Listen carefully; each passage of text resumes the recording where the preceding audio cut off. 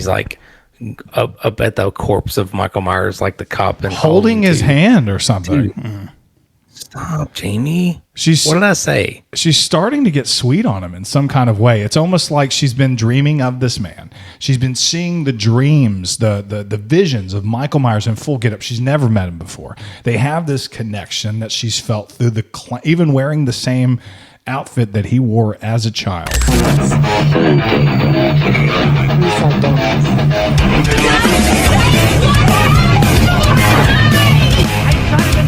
Hey, everybody. Welcome to Blood and Donut. I'm Tony. And I'm Chris. And we got John in the studio, man. Gentlemen, I'm glad to be back. Thank you for asking me. It's always good to have you, man. It's October, officially spooky season, guys. And we have so many good episodes coming up. We just released Creep Show. Halloween 4 right now, going out. Episode 6, 7. Sorry. And then we have 13 Ghost. And then we have, for our Halloween special this year, Halloween tier list. Chris and I are going to go through. We're going to put a tier list of all the Halloween movies. You'll see where Halloween 4 goes on that tier list. You'll see where Chris put Busta Rhymes. He usually puts that way at the top. It's one of his favorites. And then you'll get to see our tier list side by side. And real excited about it, man. Yeah, every single one of them, too, even the Rob Zombie stuff. Even the Rob Zombie stuff. Here at the Blood and Donuts podcast, we always start by sharing an overview, facts, and our first impressions. Then Chris and I will give our donut rating, and John's going to give our donut rating before we go into a scene-by-scene discussion full of spoilers. But Chris, tell them how that rating works. So we rate our movies on a scale of 1 to 13 donuts. 1 through 4 is terrible. We won't recommend that one to you at all. 5 through 8, that's kind of like a mid-range. It's worth a watch if you have time. It's not terrible, but it's not great. 9 through 12 is great. You would definitely want to check out a 9 through 12, even if you need to rent it. And Tony and John, at 13, that's our Baker's Dozen tier. That's pretty rare, but we would consider that a perfect horror film.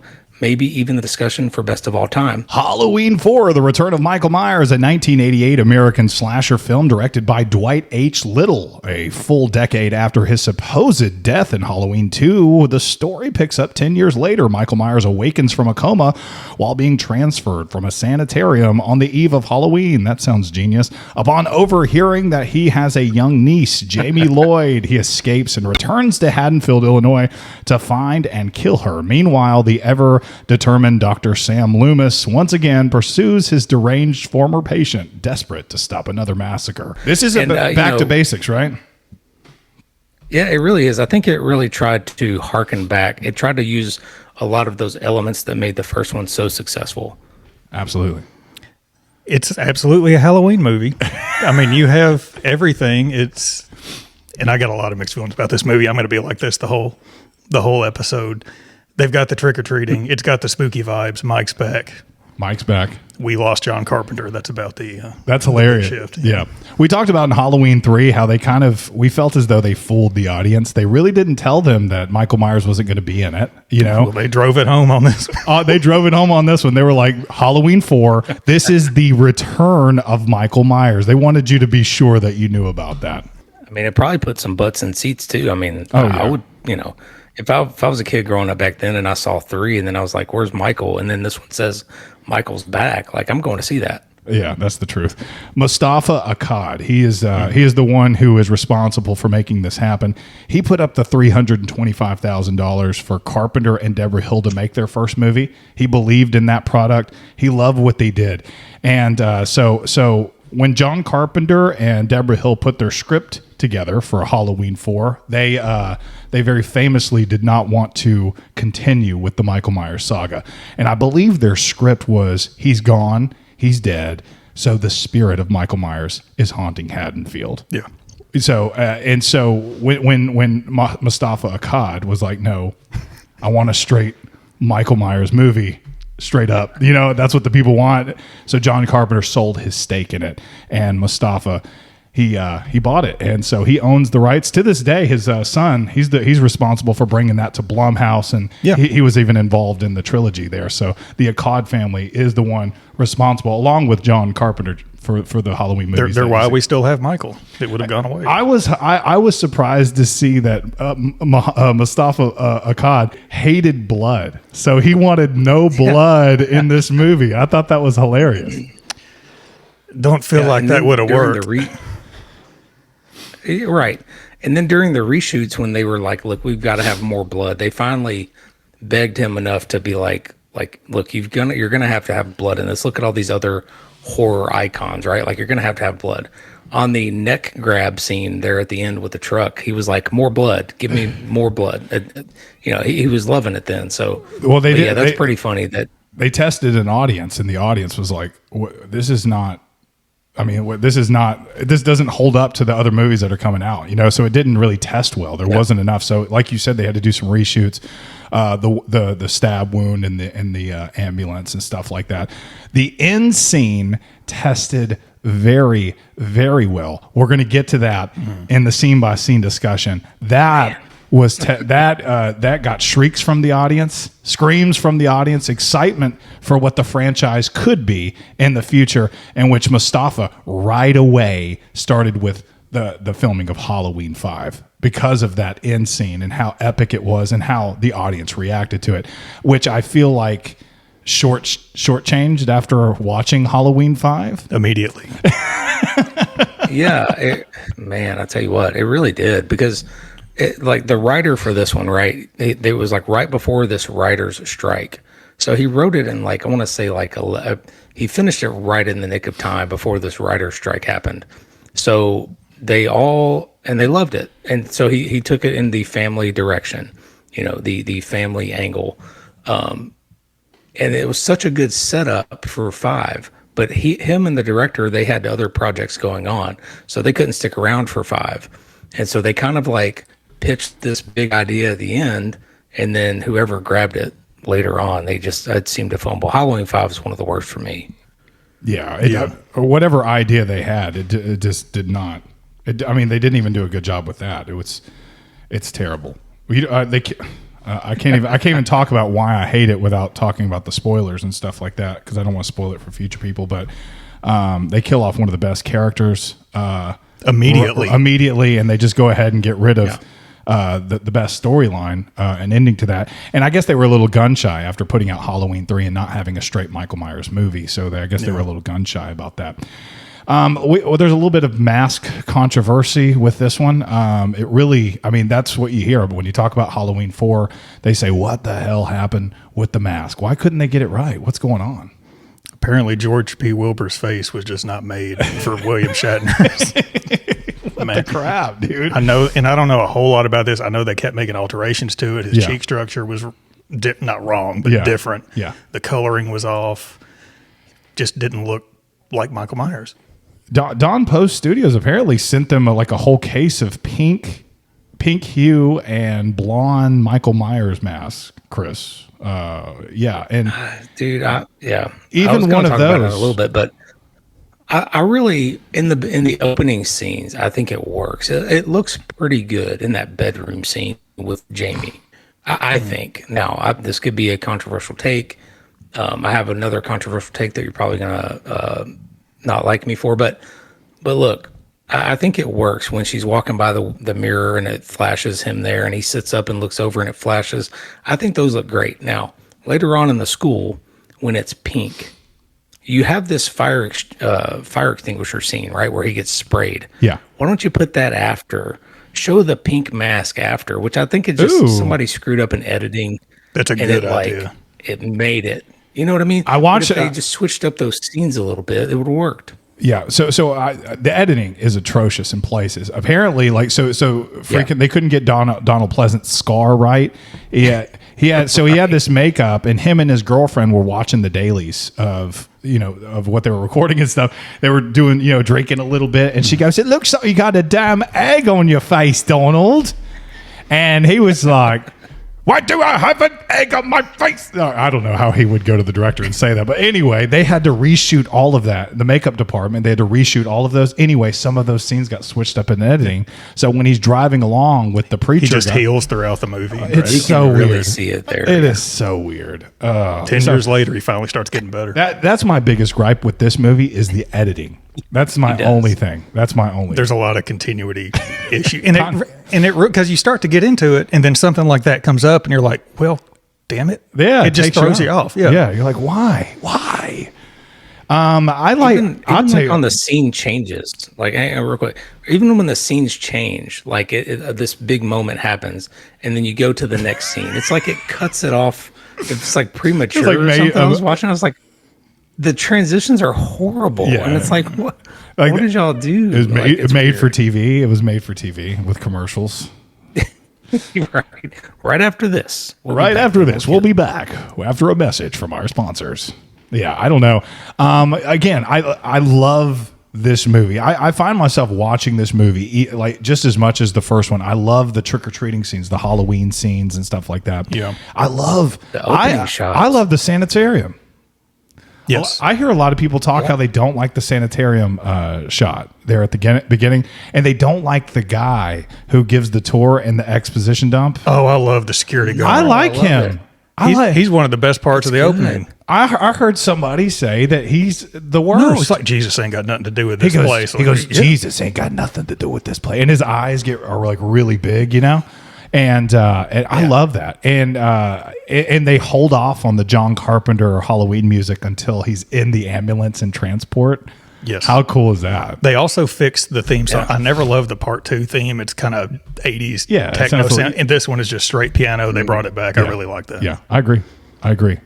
Just and that first guy too, back at the sanitarium we were talking about, he's got this edge to him where he's just no nonsense, and he can give a quick. He kind of wraps up part 1 and 2 in like an elevator ride. Yeah. Right.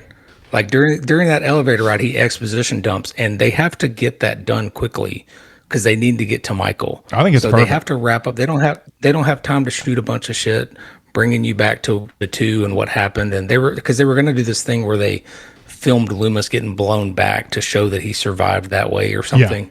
But they had to get straight to Michael, so I think it worked. I agree. I think it was wonderful. I loved it. He kind of looked like he might have belonged in the sanitarium, and he got.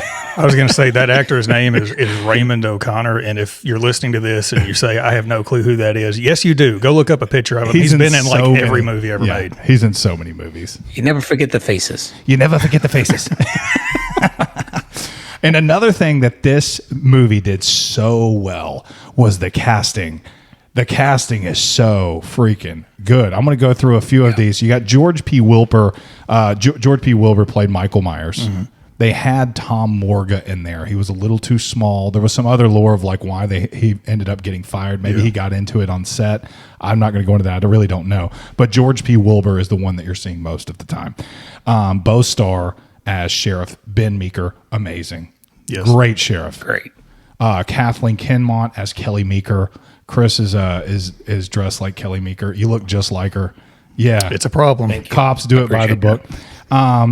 Sasha Jensen as Brady. Brady is he's everybody's boyfriend. He's the jock boyfriend. Yeah. He's a playboy, man. He's a playboy. That's right.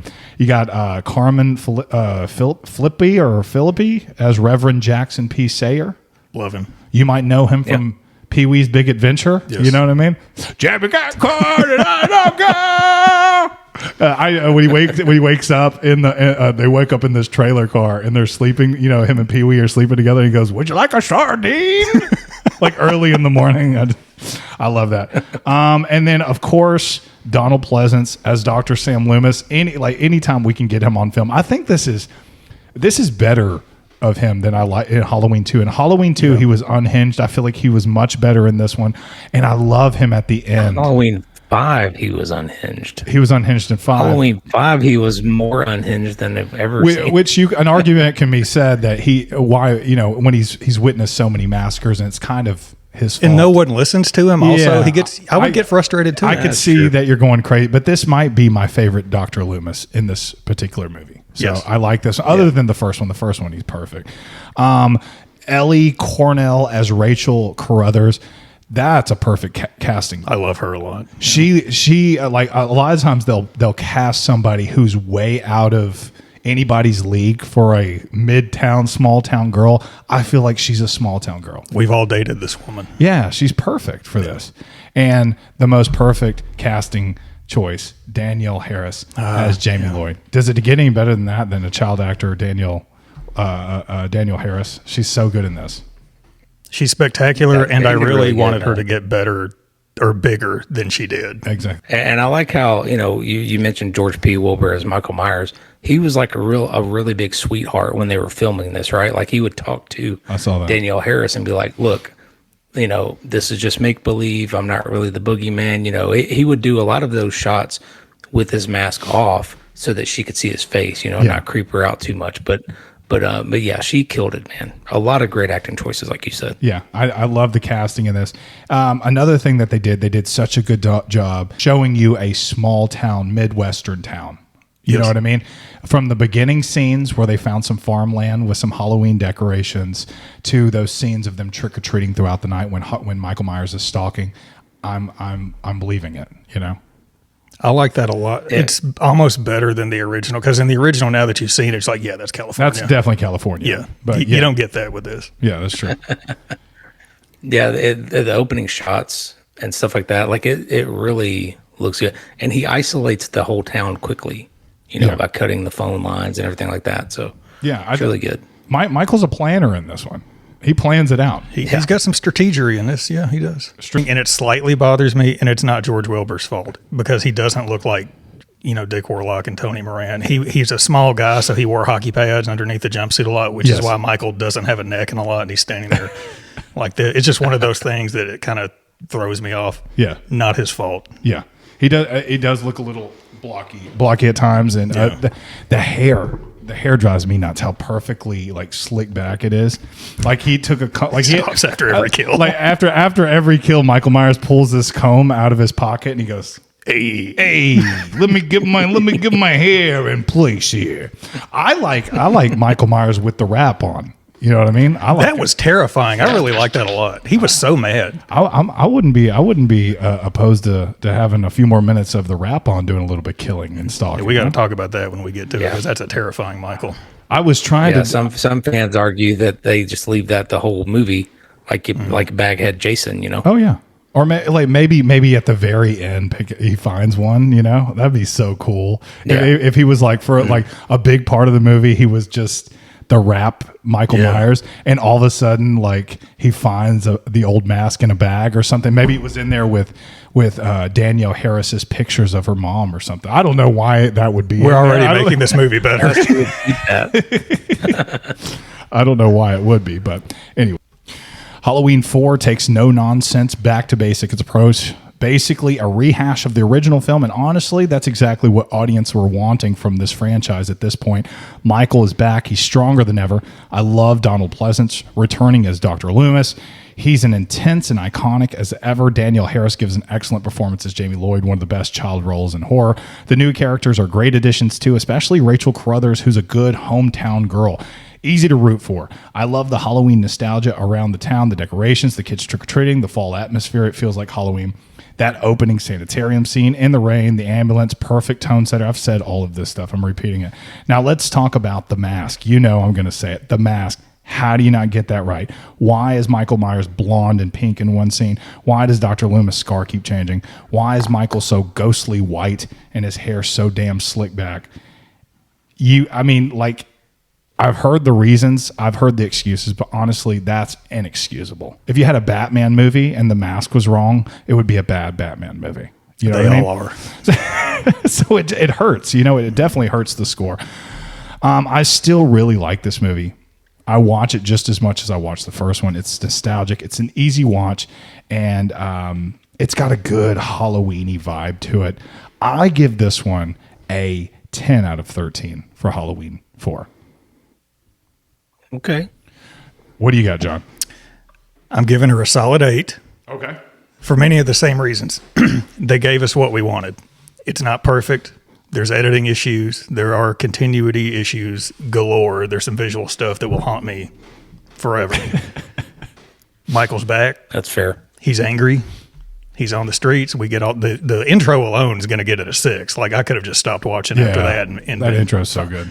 But they gave us exactly what we wanted. The music is there.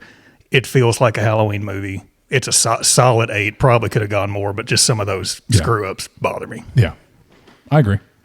Yep, that's a fair score too. So, guys, I love this movie so much. I'm just gonna say it. Other than the original, this is as good as it gets for me. The more I watch it, the more I enjoy it, and I wish other sequels captured the same atmosphere, story, and delivery. I think this one stayed the most true to the original. Even the town in this one is a strong asset. It feels quaint and isolated, while in other sequels, Haddonfield feels like New York. I mean, other sequels, I can't name a better one. You have a great duo of final girls with Rachel and Jamie, beautifully acted. You, of course, have Loomis delivering his iconic lines and robbing every scene he's in. And you see Michael more tactical here. I talked about that a little bit earlier. He's always one step ahead. Phone line gets cut. He uses Bucky to knock out the power. And his main prey is fortified in a house with a crew of deputies and other people. And he gets to kind of get in there and pick them off one by one. And I love the setup. So while this movie's awesome, I know it's not perfect. But I'm going to go on record say that other than the OG, this one is my favorite over H2. Really? I'm happy to explain that to anybody. I'm happy to compare. But for now, Halloween 4 for me gets an 11 out of 13 donuts. Ooh, wow, better than 2. You back that up so well, I can't even argue. Yeah, oh yeah. There's a lot of people. This is their favorite. There's a lot of people that this is their favorite, or at least their second favorite. Yeah. And when we do our tier list here in a couple weeks, I will lay out my favorites. I even like some of the new ones, and I might even put a couple of the new ones above this one. Chris, don't get mad at me. But if you put Halloween Kills over this, we might have to look at Podcast is over. Halloween Ends. I put Halloween Ends above this. Oh, God. If you haven't seen The Return of Michael Myers, Halloween 4 from 1988, where have you been? It's actually free on YouTube. It's a very bad version of it, so you can't really see it. So go ahead and just spend the $3.99 and get the HD version so you can watch it correctly. But we're about to spoil this in a scene-by-scene discussion. So here come the spoils.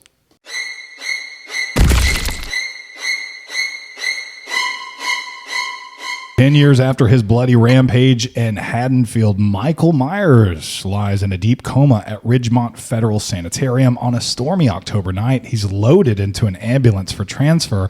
During that ride, the paramedics mention that Michael's niece, Jamie Lloyd, is living in Haddonfield. The name sparks something inside him, and Michael suddenly awakens in a burst of violence. He slaughters the entire transfer crew and is not found in the carnage that he leaves behind. And there is nothing wrong, I think, with the backstory here. It wraps up all those plot holes really nicely in a quick elevator ride. A decade ago, Halloween night, he murdered 16 people. And like I said, they had to get that kind of wrapped up quickly. And they wanted that opening scene, right? I think they originally wrote it as the hospital blast that sends Loomis back. But I'm glad they cut that out. Like, I don't need to see that. Just give me the actors. Give me Michael. Let's get on with it. I love that this guy has been comatose for 10 years. And I sound like I'm making fun of it. I'm not, because I agree. I like this opening scene. But he's been laying there for 10 years. No one said anything to him. They get him in an ambulance. Someone says, "You have a niece." And his first thought is, absolutely not. Finch's I can't have that. Yes. His fist just tightens up like, oh. Oh, he's so pissed that he has a freaking niece, man. Damn it. This movie starts out in the rain, an ambulance, and first off, after that, all those Midwestern shots, and I love how they're doing this behind Dr. Loomis's back. Have you noticed that? There's something dirty going down. They're not telling Dr. Loomis. They're doing it at night. Why the hell are they doing it on October 30th? Guys, why are they doing that? Why don't they move him in August? He's not going to wake up. This is such a this in July or that one doctor hates Dr. Loomis so much that he's like, no, we're going to do it on October 30th. I don't care that it's a Saturday. Oh yeah. And Dr. Loomis says, why didn't anybody tell me? And he like gives this like big one of his famous Dr. Loomis speeches about darkness and how dare you let it, and then he goes, sometimes I think it's you that needs to be in here. Talking about like you're the crazy one. Like, dude hated Dr. Loomis so much. Let's go ahead and just get that out. That this is just that he's like, hopefully, he slammed the door on the ambulance and he says something like, hopefully he'll die now. Talking about Dr. Loomis. He says, if Dr. Loomis, I just hope he either retires, quits, or dies. Yeah, one of the dude hates him. So let's just go ahead and get that. And on the ambulance ride, I love that they are talking about who is in control of Michael Myers. You know what I mean? Like who's his only ward is this? Is she 9? She's like in 8 this? years old. 8, Yeah. she's way too young or whatever. The actress was 11 at the time, but I think she's playing a 9-year-old little girl. But I just love the fact that he's like, she's too, maybe when she comes of age, she can be his. Move him into the house. Bring him oatmeal. Oh, and Just be his nurse. And even the evil doctor who let him go is like, he even says a little bit later, we're talking about him being in a coma. Mm-hmm. Obviously, you're not going to keep any of your strength. You're getting tube fed and stuff like that. He wakes up jacked. Yeah, exactly. But he even says that he goes, after being in a coma for 10 years, surely not. He won't have any strength, But there's something supernatural going on here, right? Didn't Loomis even say you're talking about him as if he was still a man or something like that? Oh, man, yeah. I love that. He does. He's not just a man. No. Sorry. That's a little too soon. A little later. Yeah. Jamie, meanwhile, lives with the Carruthers family. After the death of her mother, Laurie Strode, she's plagued by nightmares of the boogeyman.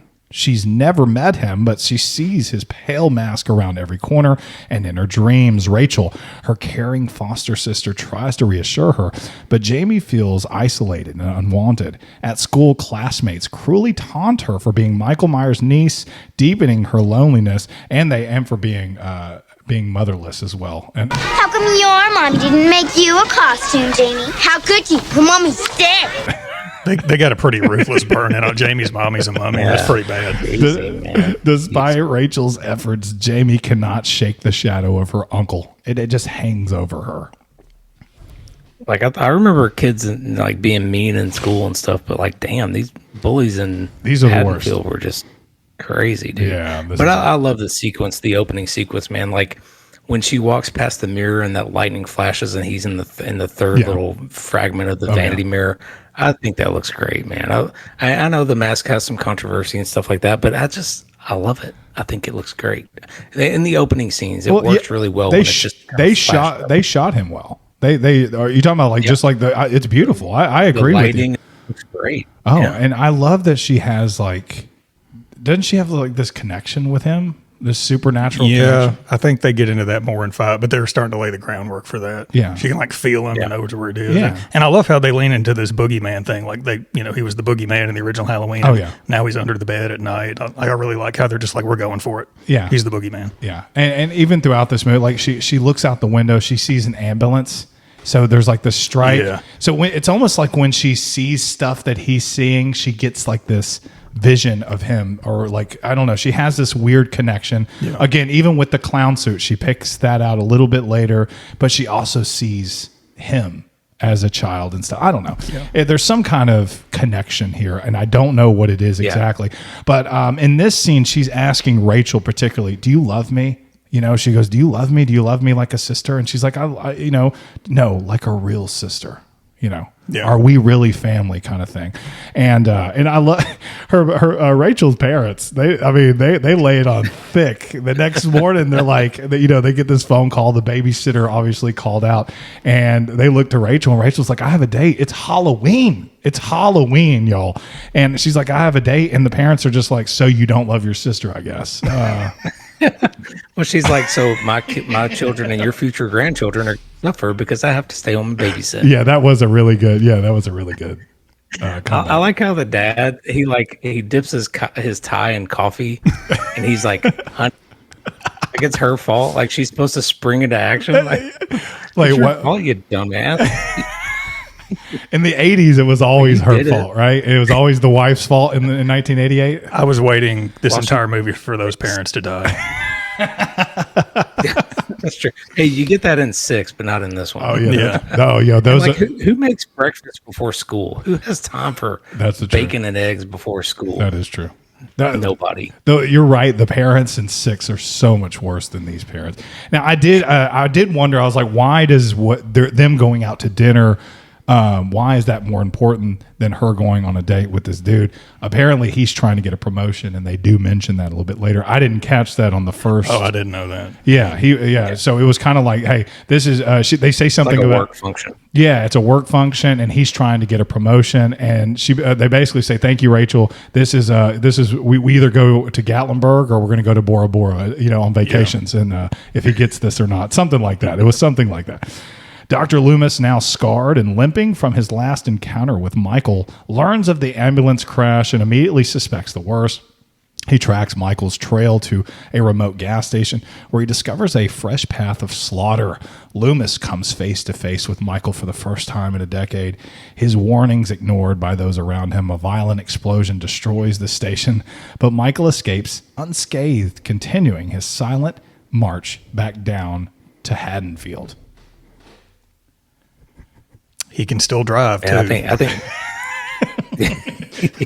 He's doing very well. Keep up those driving lists. That dude's always been a good driver. I don't know what it is.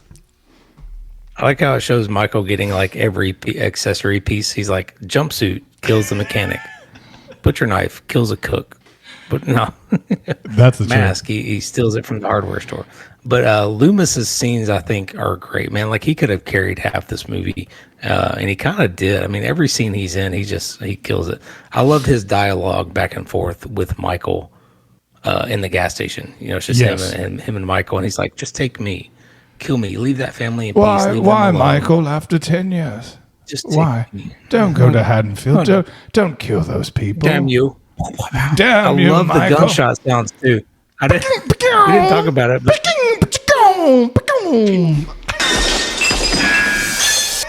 I love it. It's so cheesy. They got those off a Roadrunner cartoon. They got those from Looney Tunes. It's the Acme gun. The Wile E. Coyote. Yeah, Now, it's so funny. Now, was Dr. Loomis? Did he see Michael, or what? Or did Michael, was he dreaming of Michael there, or did he actually see him? Because Michael just went he really got out of the way really quick. I chose to not question that too much because I had that same thought. There's a few things in here you don't want to question. Yeah. You just have to let it go because it'll drive you crazy. How did that explosion even start? Michael, he just drives by the gas. There are safety mechanisms to prevent that exact thing from happening. I'm like, whatever. Okay. They didn't have those back then. It was the 80s. They didn't have those back then. They didn't have those. But you're saying like he was picking up his items really quick. Let me get the mechanics thing. Before we started, I was like, I'm gonna go full gauze, even over the mouth, because y'all be able to hear me and stuff. Dude, if I was Michael, I would pick up a mask as soon as possible because this is the most uncomfortable thing on planet Earth. But that being said, I think he put the mask on over the gauze, didn't he? I think so. He doesn't care much about comfort. He's got a mission. That is true. He kills dogs. I keep forgetting he's a dog killer. Didn't he eat one in the first one? He ate one. Yeah. Yes. I'm surprised he hasn't got canceled by people. You know what I mean? Like everybody loves Michael Myers, but I bet if you were at a horror con and you said, "How do you feel about Michael killing dogs?" And then I would wonder. I kind of wonder what they would say about that. I'd be It's a afraid good to thing answer. Twitter didn't exist.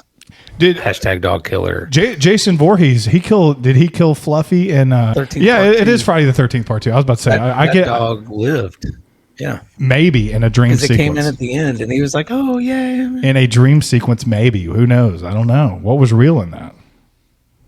Yeah, it's true. Jason Voorhees is a dog killer too. We think. Maybe. Who knows? Michael Myers is 100% a dog killer. Just want to get that out there.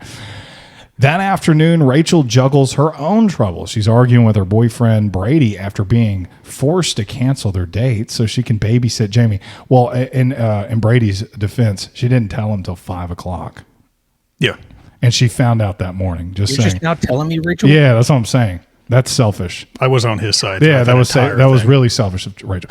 Trying to lift her spirits, Rachel takes Jamie shopping for a Halloween costume. Jamie chooses a clown suit, unknowingly mirroring the outfit Michael wore as a child when he committed his first murder. Moments later, she experiences a chilling vision of Michael in the mirror.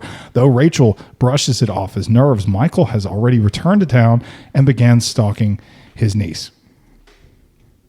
Does Rachel not see the serious doomy eyes that Brady and Kelly were swapping when they were talking? I did. Like, she was like canceling the date, and he was like looking over at Kelly like He's like, "So we okay, doing the that's same?" fine. Like, Go time. oh, I guess. Oh, darn, Rachel. Okay, guess I'll see you later then. Talk about Wade, too. We don't forget about Wade. Fuck off, Wade. I love that. I love that too. He was like, "What are you doing?" I'm about to go up there and I'm gonna ask her, and she just shot him down. $10 says you don't. Yeah, that was He said, "Daddy, don't scare me." so good. And so you got this Halloween store. We're gonna go get some costumes. Do you remember back in early '90s, mid '90s, you go to a store one day before Halloween? How many masks would be left? Kmart was picked clean. Yeah, you might get like a Casper. You might get like a pumpkin suit or something like that. But you'd be done. They'd be putting out freaking Christmas stuff. But if you waited till October 30th to freaking get it, this little town mart or whatever was full, man. They haven't sold one mask yet. There was every mask available. Michael Myers was able to get his. There was a whole rack of costumes. She was just taking her pick. She got whatever she wanted. And why are they still selling Myers' mask? Exactly. That's a good point. That's a great point. Isn't that terrible? This guy that committed this murder 10 years ago and killed 16 people, and they're like, let's put that mask in that he. It's like if you found a Hitler mask today, like, that's Yeah, totally there we go. normal. That's fine. Or if you went Right. you went to a Nashville costume and there was like a Paul Dennis Reed costume. Yes, that's a good. He was a serial killer that killed people in fast food restaurants in the 90s, Chris. He killed a couple Jeez. people at Captain D's and Baskin Robbins, stuff of the such. Anyway, very, very insensitive to have a Michael Myers mask in Haddonfield or near Haddonfield, wherever the store was. Yeah. It says here in the... Well, the Spirit Halloween down the street is really taking a lot of business from that. That is when true. Spirit Halloween opened up, this store Vincent is... Drug, Is it Vincent Drugs? I think so. And that was actually used in the Sandlot as well. What was the store from Halloween 1? Do y'all remember the hardware store? I can see it. I don't know the name of it. Nichols. Is it Ace? Nichols Hardware Store. It was Mr. Nichols Hardware Store. Now that you say that close. sounds familiar. That's where he got the first one. So it says here that it was just a dream that she's having daydreams of Michael. That was not Michael in the costume shop because it did show Michael putting the mask on. But then when they leave, you do see Michael's face in the broken mirror. Yes. Was he in there with him? You or also see that. You also see that tow truck outside when they're doing like this establishing shot that they're in this small town drugstore. It shows that tow truck that he jacked. So again, one of those things that you really don't want to ask a lot of questions about.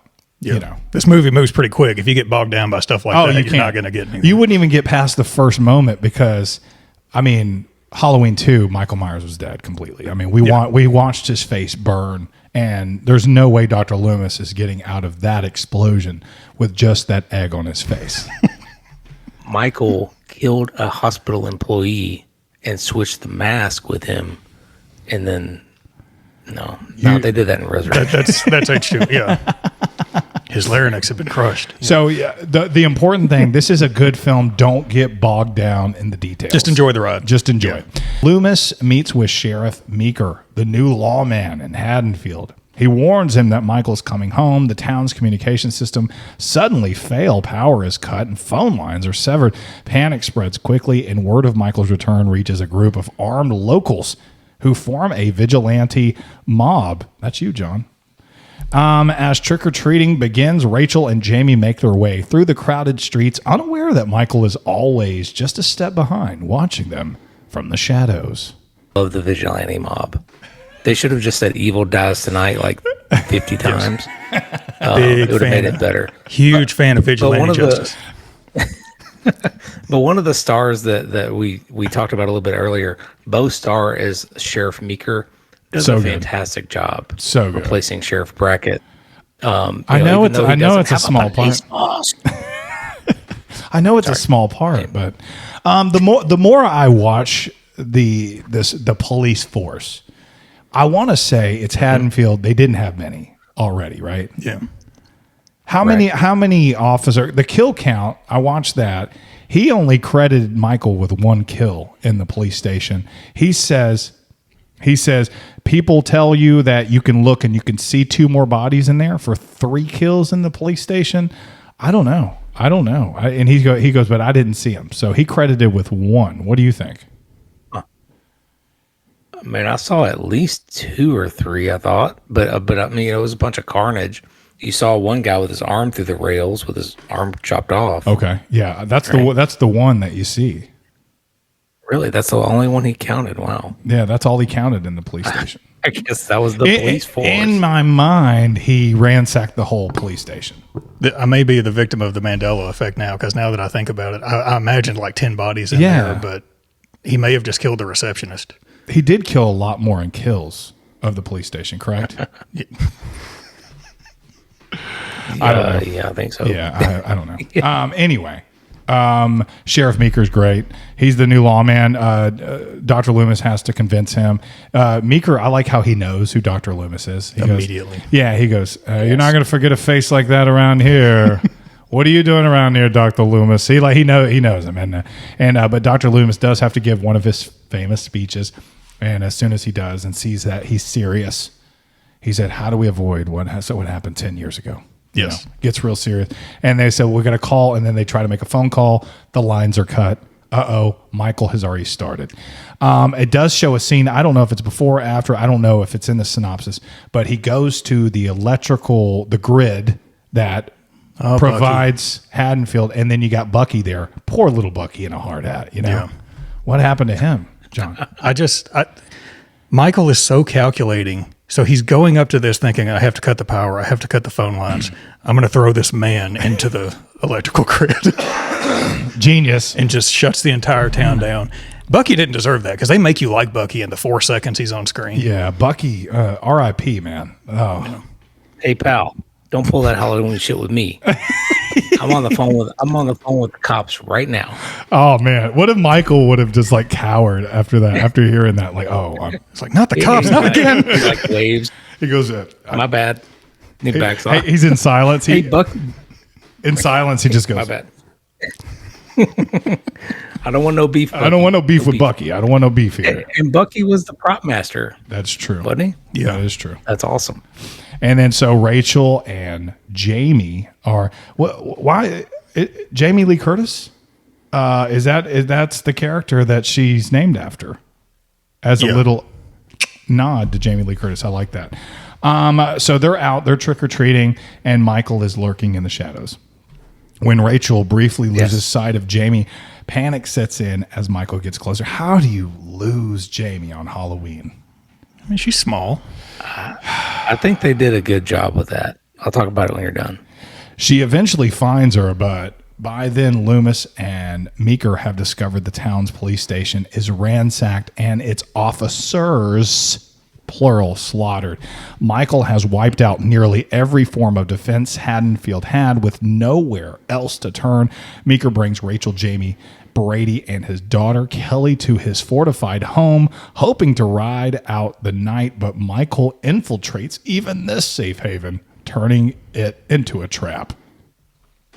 So I do like how they split the pair up, right? While she's telling Brady to go back with yours truly, Little Miss Hot Pants, Jamie runs off with the other kids. I guess it was the kids that were bullying her earlier, and they're like, I like your clown costume. Do you want to come with us?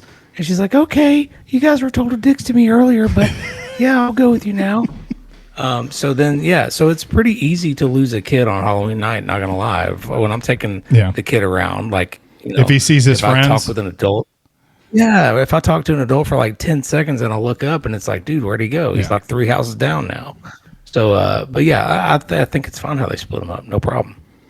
I do like how this believable fully establishes that every deputy in this town is completely useless, because Trojan Horse Michael is brilliant and hilarious. He just gets in the back of a patrol car and waits. Hilarious. And they take him right to him. And the deputy gets out, goes in the house, comes back, the door's open. You think that might be a little bit suspicious. No, just shuts it and leaves. Yeah, that's fine. That's hilarious. They're useless. And as you find out later, they can't shoot either. He's like, "Boss, so you guys are going to where the Jamie girl is? Okay, I'll follow you right there." And Michael's like, "Yes." While they're out, Back of the car, that is so I've got funny. And he hitches a ride with the vigilante group a little bit later too. Yes. He's always hitching rides. Still hadn't figured that one out, but again, overthink nothing. Yeah, don't overthink. Don't look into it too much. Jamie and Rachel show up at Sheriff's house. Kelly and Rachel's boyfriend apparently are doing a little bit more than just passing out candy. Kelly doesn't like pants either. I don't know what that was. She comes to the door, hands out candy to kids. No pants on, just a t-shirt. That's why I gave it an 8. So anyway, and then Rachel. Those are the kind of houses you love as a kid. She wasn't wearing nothing. Now, Rachel, obviously, they get the candy, and then she sees Brady in the background, and Brady comes out, and I don't even know what his explanation is. Like, what was he even doing there? He goes, Rachel, listen, Rachel. I was just having sex with her. I'm a guy. What do you want me to do? What do you want me to do? She said, "Oh, so you just go to the next best thing?" And he's like, "I was pissed." So that's what. That is not a denial. That's what makes you cheat. He goes, listen, you didn't tell me till 5 o'clock. You knew that morning. I had to go have sex with her. That's your fault. If you think about it, if you really think about it, it's your fault. And yeah, I'm with him. Could have paged me. Did they have pagers in '88? Was that a big thing yet? No.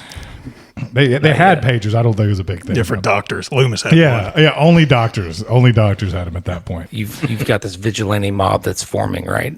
Yeah. They hear over the TV at the bar that this curfew is setting in, and that all businesses and stuff are closing. And so they call the sheriff. He's like, "I'm not closing on Halloween night. Like, this is one of our busy nights." Like, so they call and there's no answer. So then that gets them riled up. Like, "Oh, there's no answer at the police station. Something's up. Let's go investigate." So Earl grabs a few buddies from the bar, tells Jan to watch the register. And what could go wrong? What could go wrong? A bunch of beer bellies running around. There's no problem here. When does Dr. Loomis tell when does the sheriff say you just created a vigilante? You haven't got a police force. This is the greatest line. That also fixes what he said immediately before. It's like, it's Michael Myers. He's come home to kill. Yeah. Now that was just like, oh. And I think he does, because he does that right after they walk out of the police station and they see that massacre in there. And then Earl and his buddies roll up and they're like, "What the hell's going on?" And then Loomis takes over and he does that exposition dump. It's Michael Myers. He's come home to kill. Yeah. And blah, blah. And then so he pretty much incites this vigilante mob. And I think it's great. Yeah. Ted Hollister, what happens with that? The vigilante mob pretty much, he was taking a leak behind a bush and they heard some rustling. And they just let out so many bullets. They wasted a lot of ammunition on Ted Hollister. Turned him into Swiss cheese. So I'm guessing after that, and they killed one of the kids of Haddonfield, I'm sure they just disbanded at that point and went home for the night. Oh, no. That is not what vigilante justice is about. No, sir. Oh, hey, sorry. One must, It better be tried by 12 than carried by 6. Carried by 6. Is that what you were going with? Yeah, something like that. Yeah. But yeah. So, and then also you have so this curfew enacts, right? You have the pair split up. Yeah. And then the streets just get emptied out. There's like a quick 5-second scene where everybody's shutting down. Yeah. Everybody's done. All the parents are driving up and grabbing their kids off the street. Yeah. So in a matter of 10, 15 seconds, you have Rachel and Jamie who are split up. You have the sheriff is running around with Dr. Loomis. Yeah. And everybody else is off the street. So it really isolates the town very quickly. And I think that they do a great job of that. And I like the scene where Jamie's walking by herself and she hears something and she goes, "Listen, I have a big dog with me and he's scary," or something like that, doesn't she? Yeah. And he bites. And one of the scariest scenes Dr. Loomis comes up and grabs her. I was just like, get away from her, but apparently he was trying to save her, But the dialogue between him and her, it was like very creepy. He's like, no, you can't go there. That will be the first place that he will look for you. And I was just like, oh God, that's not a. He's an old man. He had to run after her. I mean, he was out of breath. Getting this white van with me this way. Listen, little girl. You want some popsicles? That's what he will look for you. Come to this white van, and you will be safe in here. Please. Like, woo. We'll be smirching the name of Donald Pleasance. That is true. I'm sorry. I love Donald Pleasance. I love Dr. Loomis, but I love quoting him and I just love everything about it. They go to this fortified home and they put one deputy in there. Is that right? And then the other one has to Deputy Logan. Deputy Logan. Yeah, he's in the front with a shotgun. Poor Rachel has to be in there with Brody and Kelly. Awkward. And then Jamie, she joins him as well. Let's see what happens inside this house. Inside the Meeker house, tensions run high as everyone braces for Michael's attack. When he strikes, the carnage is swift and brutal. Deputies are picked off. Kelly is impaled with a shotgun, and Brady dies, buying Rachel and Jamie a little bit of precious time. Rachel and Jamie, they flee to the roof as Michael relentlessly pursues them, leading to a desperate escape. Rachel plunges to the ground below and lies motionless as Michael turns his focus to the terrified little girl. I do like how Brady redeems himself, right? Like after being a total dick to Rachel, like he dies trying to protect them, and then you have the little spat in the kitchen with Kelly and Rachel, and she's like, "I didn't know you guys had a thing." Yeah, she's right. like, "Yes, you did. You just didn't care." She's like, "Look, I know what men want, and if you don't straighten up, this won't be the last time you lose a man to a woman." Oh. I researched that a lot before wearing this. Rachel, when Michael killed Kelly, Rachel was in the corner and you could see her. I don't know if you have to go back and look at it, but you could see Rachel doing this.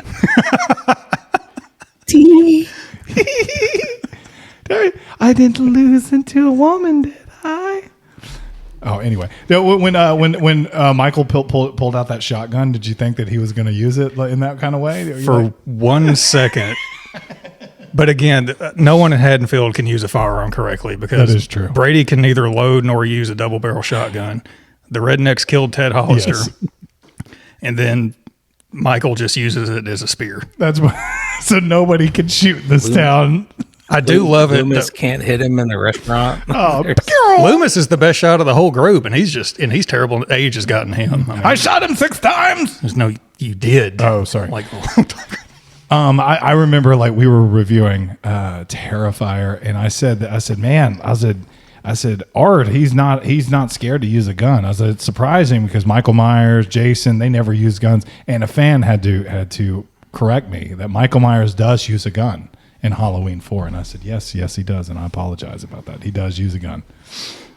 Got to give some credit to whoever wrote that out. Like, she left her feet with a quickness too. He got her. They said she said that they filmed that on a teeter-totter. Or maybe that was Brady's scene. No, that's the bicycle seat where she gets. She was on a bicycle seat. That was on a bicycle seat. Yeah. And then Brady was on a teeter-totter because Michael picked him up and just snapped his neck. It was awesome. Gosh, I love it. And he spit out the blood. Yeah. Oh, yeah. And he said when Brady died, he thought that they were just going to cut it and not use that take after he spit out the blood. Yeah. But they used it. Yeah, he said they gave him a capsule. He bit into it. It was so gross that he was like he thought it was at the end of the take, but they left that in there, which it is great. It is great. Like he's getting choked and his mouth is filling up with blood. You don't want to choke on it, so you spit the blood. I love that. Yeah, that was really cool. There are a lot of good kills. He's kind of the last line of defense in this house. Like he's the last one to go. You've already lost Deputy Logan. Sheriff Meeker had to run out and handle, the rioters or the mob. Loomis went out to go to Jamie's house because he thought that's where he was going to be. So Brady's kind of like the last line of defense there, and at least he died a hero's death. A hero's death. They go to the roof and they built a roof out in a field about 6 feet off the ground to film this. And in the first rendition of this, it was supposed to be on fire as well. Oh, that would have been nice. They didn't have the budget for that, so Of course they they had to cut didn't. that out. Yeah, Or the balls. to do that. They were really scared of Jamie getting hurt. They really used her and on the roof and stuff. What they did is they, 6 foot, it was about 6 foot off the ground, a roof, and then they just had lots of people standing around. But the character for Rachel, she still got hurt. She slid down off the roof, and one of the staples was sticking out, and it cut her belly right here.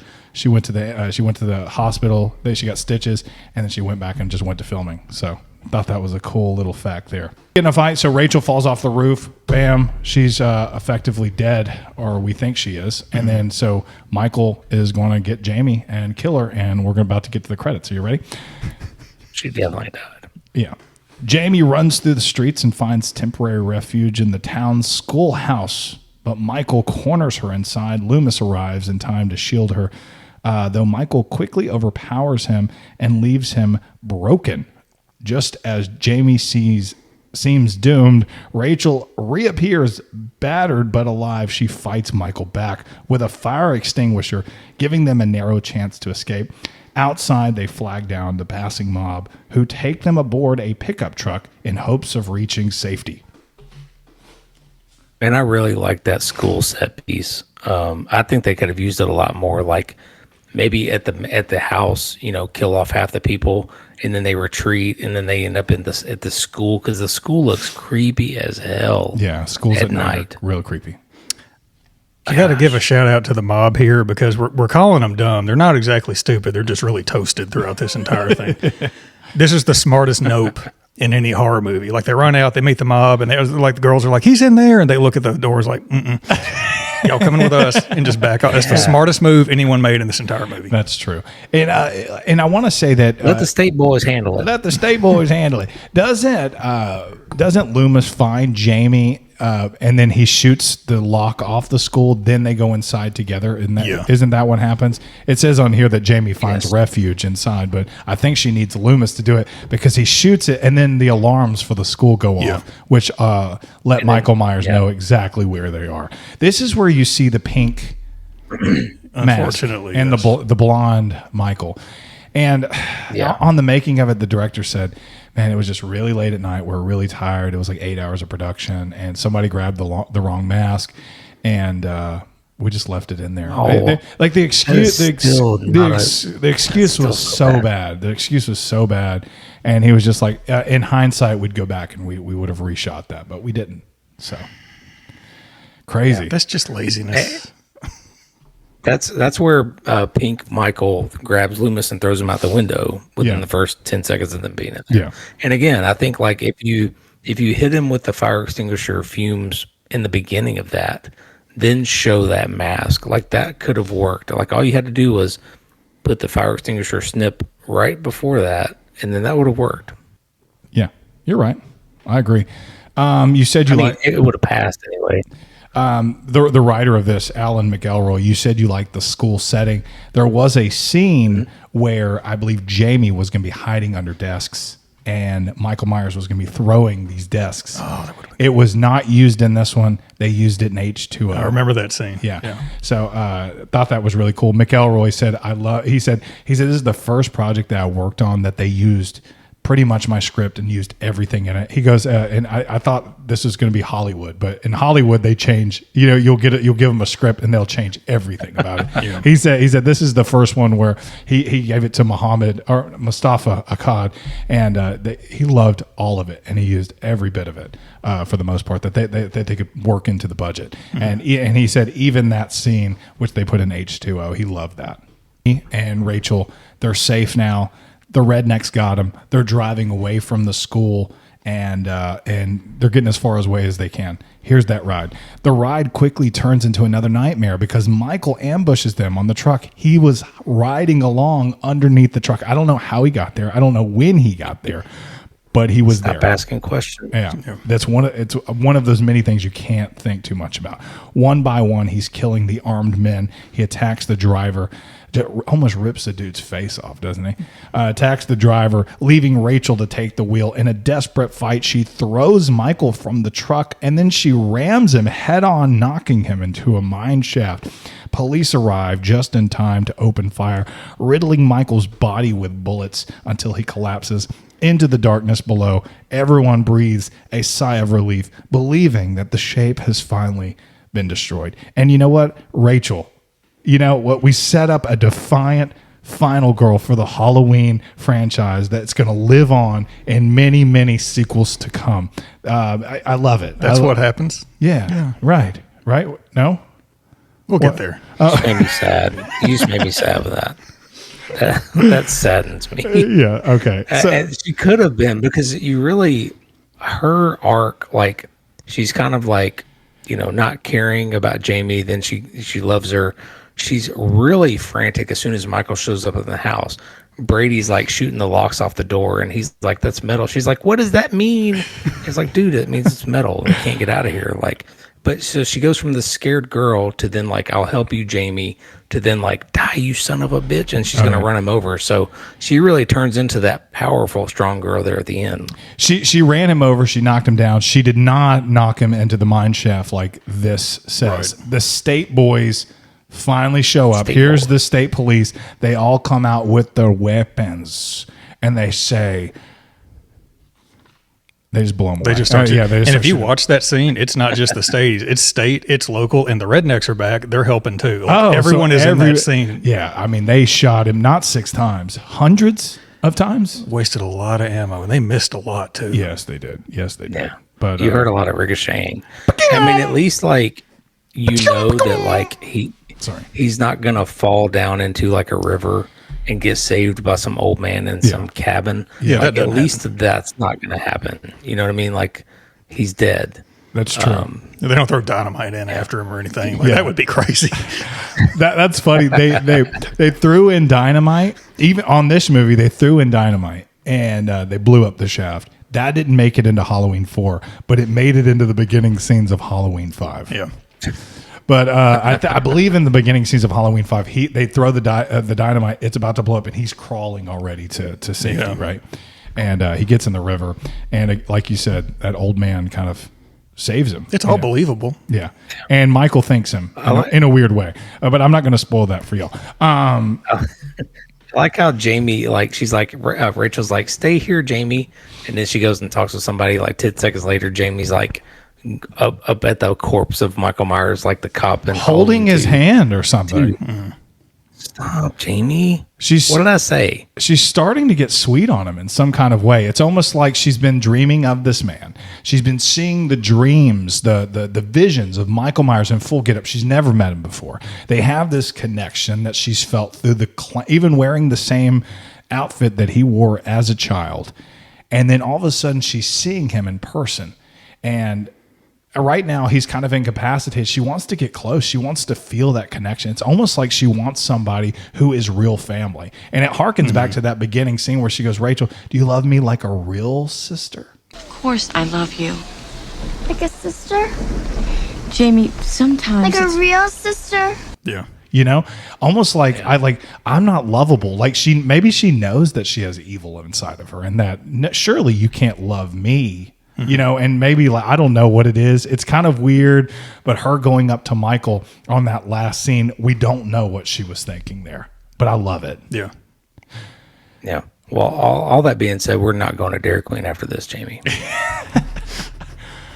You know what? The way you went up to Michael there at the end, we're not going to Dairy Queen. We're done. No ice cream. No double scoop. You can't have any of the candy that you got tonight trick-or-treating because of that. Arguably one of the best ending scenes. Yeah. I'm about to go through that right here. Are y'all ready? Evil isn't finished with Haddonfield. Back in the Crothers house, Jamie puts on her new clown costume, seems momentarily calm. Then in a shocking twist, she stabs her foster mother with a pair of scissors, leaving her covered in blood at the top of the staircase. Dr. Loomis arriving just in time of the aftermath. He pulls out his pistol and he gives out this horrifying scream. No! Realizing history may be repeating itself, Michael may be gone, but the evil has found a new host in Michael's young niece. Wow. They had such a good setup for 5, man. Such a good setup. They fumbled the bag hard with 5, dude. They really did. I feel like it. They really did. I rant all the time. I think every time I've been here, we did When Evil Lurks, Poltergeist, The Conjuring, all movies I enjoy more often than not. But it's really hard to stick a landing to a good movie because you build things up so much. Yeah. In this movie, out of all movie, with all the mistakes and all the screw ups and the visual stuff that went wrong, they absolutely nail the end. It's like this movie doesn't deserve this ending. Right. That's the truth. It's one of the better endings in horror films. One of the most memorable and crazy, man. They said when audiences saw this in 1980, you could hear gasps. You know what I mean? Like people were just like, even the crew didn't know of this this ending. Very few were on that final scene. So even the crew was super shocked when they saw this at the premiere of Halloween 4, The Return of Michael Myers. Man, good film, y'all. Can't wait to see what the destruction that Jamie does in Halloween 5. And and again, just the hijinks that her and Rachel are going to get into in Halloween 5. 2 sisters just hanging out together. And anyway, I'm excited to see that one. I'm joking, of course. We're so depressed. They're so depressed. I mean, Halloween 5 might be one of the worst. Like, I remember I had to watch it with you. I was like, Tony, we got to watch all these Halloweens. Please watch Halloween 5 with me because it's hard to get through by yourself. It is so awful. Like, there's not even good kills. Like, Michael Myers is not even good in it. How did his mask change falling down the well and it got worse? Was it the dynamite? Did he land on it? The old man like changed it while he was sleeping. He was just like, what if I added like a long untucked neck? What if I did that? Give it a witch nose. That's the only explanation I'm buying. I like that. I'm going to make the ears pop out a little bit more. That'll be good. Man, I don't know. All right, man. If you're not subscribed, you need to subscribe. We got a lot of good episodes coming up in October on our road to Halloween. So thanks for hanging out, John. It's always a joy having you, man. Love being here. I appreciate Thanks, it, John. Yeah. All right.